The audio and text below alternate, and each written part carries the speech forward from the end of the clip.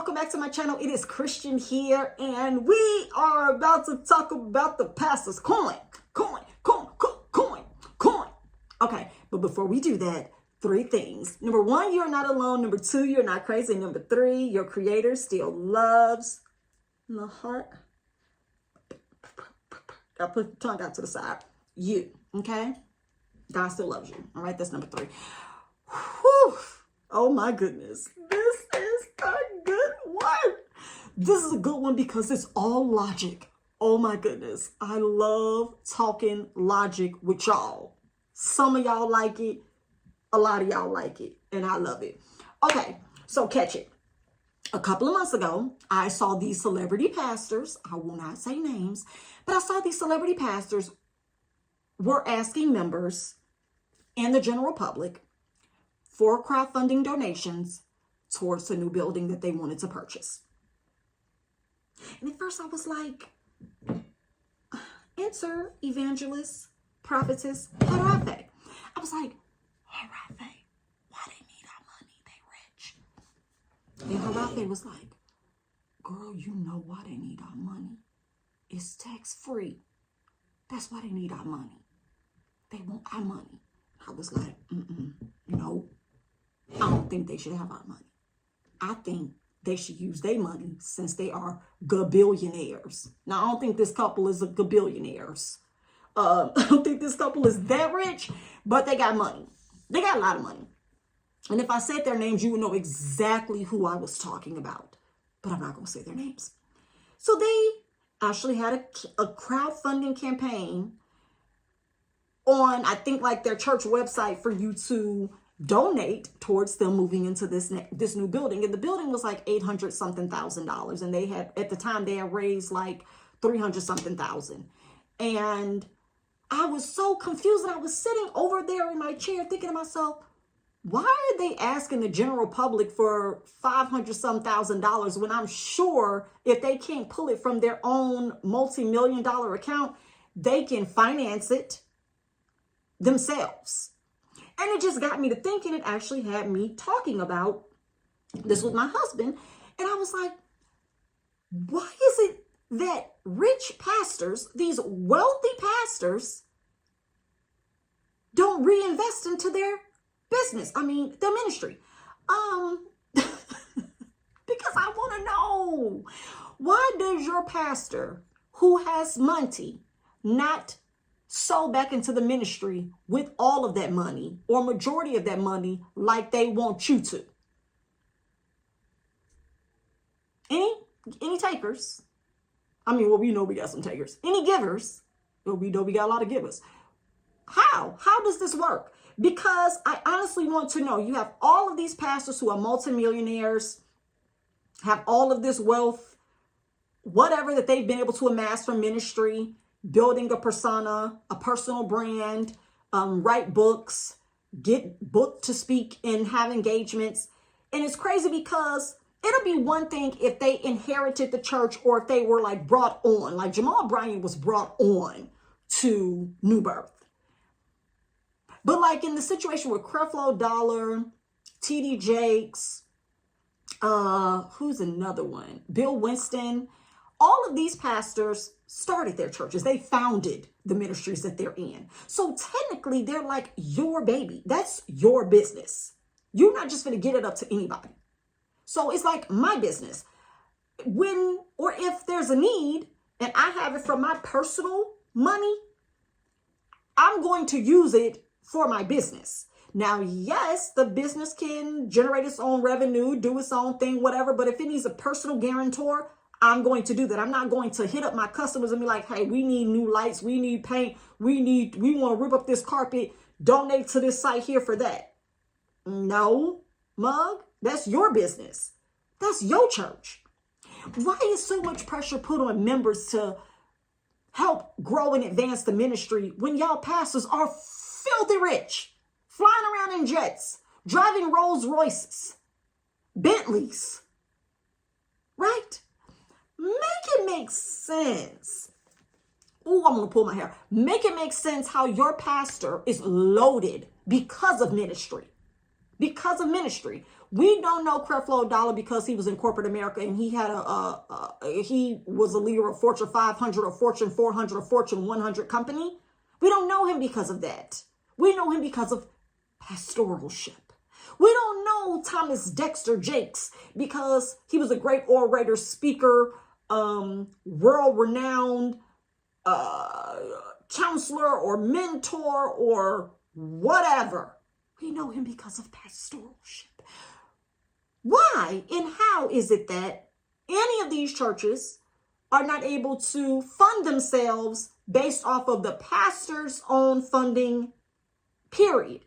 No, I don't know the financial status of any of these people, these pastors in their ministries that I'm using as examples, but it just got me thinking after I saw that one church from celebrity pastors asking the general public and the members to donate towards the new building. And I'm thinking to myself, can you guys not just fund this? Can you not just fund it? Go fund me or go fund the church? Go fund us? Can I come ask you for anything? Are we doing a Go Fund Us account? Because y'all want this ministry. Y'all want this bigger church. But my question is my tithe not enough? I'm confusion.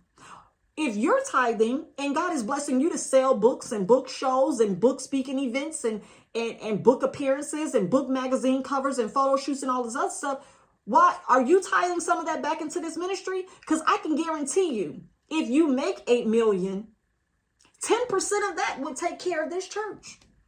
If you made 400,000 this week, celebrity pastor, from endorsements and deals and contracts and appearance fees,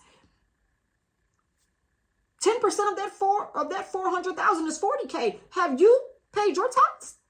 Some of these $1 million ministers and pastors, I would love to see their tithing records because that would help me to know just how far the dollar will go and how much you're willing to sow. I just want to know. I just want to know because a lot of these ministries who are consistently taking donations, having requests for members to tithe more, give more. This is an opportunity for you to sow a seed like never before. And you too. I saw you just said before you got back here on Sunday, Pastor, you was all over this week. I know you got some good honorariums. Please let me see your tithe envelope. Put his tithe envelope on the screen so we can see how much he's giving from the 10% of what he made this week. But that's not what's happening. Because to be honest with you, if some of y'all pastors actually gave as much as they asked you to give, y'all wouldn't have to give as much. They wouldn't have to talk to you as much. Because you all are the ones actually making them more popular, more powerful, more influential, like more sought after. Having a ministry with 1,000+ members in it, that's a big deal. It's a big deal. That's a lot of people to have influence over on a weekly basis. Even having 50 people to come to your church is a nice amount of people to have influence over once a week or whenever. And then to think about these people who want to give into the bosom of the leader or the pastor or the man of God. These people don't be giving no $2. These are grown people with bills and jobs. Most of these people are living below the poverty line and still giving out of their lack. They're giving to the church first and hoping to get it back before they need to pay a bill. Some of them are still missing bills, but not missing tithing. So my question is, does your pastor give as much as you do?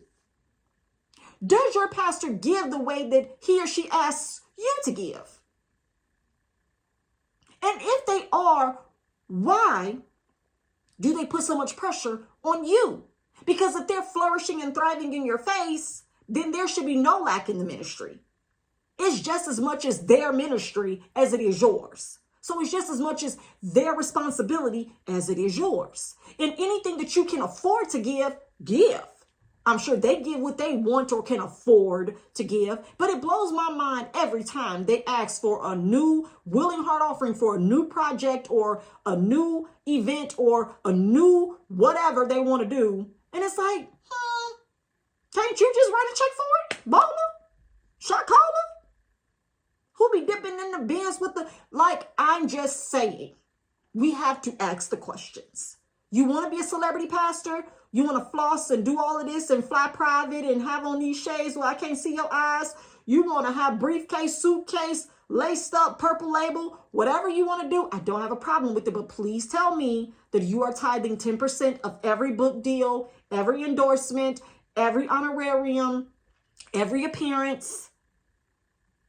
Please tell me that you're tithing your 10% off of that, because you're in a higher tax bracket than majority of your members. So your tithes should really help this entire ministry to thrive. Your tithes should be helping us to thrive. But if they have to keep on hitting you up and asking you for more donations, more giving, more this, more that, that's when y'all should be like, I don't like that. I don't like that. I know that we've seen organizations who like cut those big checks. We've seen on the Ellen show, like where they cut those big checks. That don't come out of Ellen's pocket. That comes out the network's pocket. Most of the time it comes from sponsors of the network, right? So how many times have you seen the church cut like big checks like that and pastors stand at the front, like on the stage and be like, the church want to present this to such and such, but like never? I didn't think so. When was the last time you seen a pastor like just stand up there with a check that he wrote to somebody out of his own without being coerced or feeling like it was just going to be a bit to do? Like, pastor wrote a check for all the graduating seniors, $3,000 to cover their books. You ain't never seen that, have you? I didn't think so. So that's my point. Any need in the ministry should definitely be taken care of from the head down.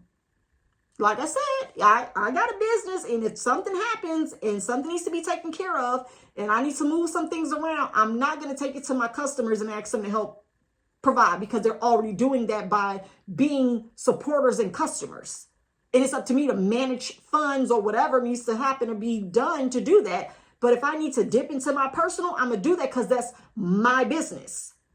I'm a personal guarantor for my business's growth and success. But it seems like these pastors are not keeping the same energy. They want you to be their personal guarantor for their church to grow.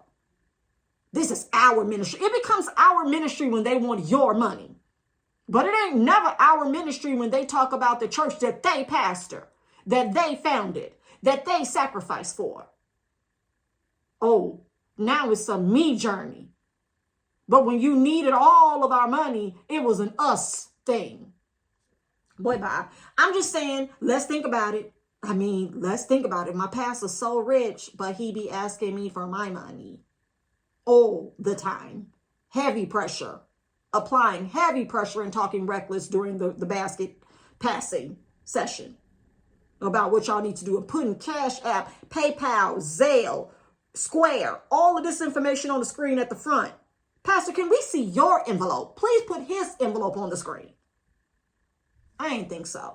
But the more you know, right? The more you know. Thank y'all for tuning in for more of my 2 cents. I'll see you guys in the next video. Bye.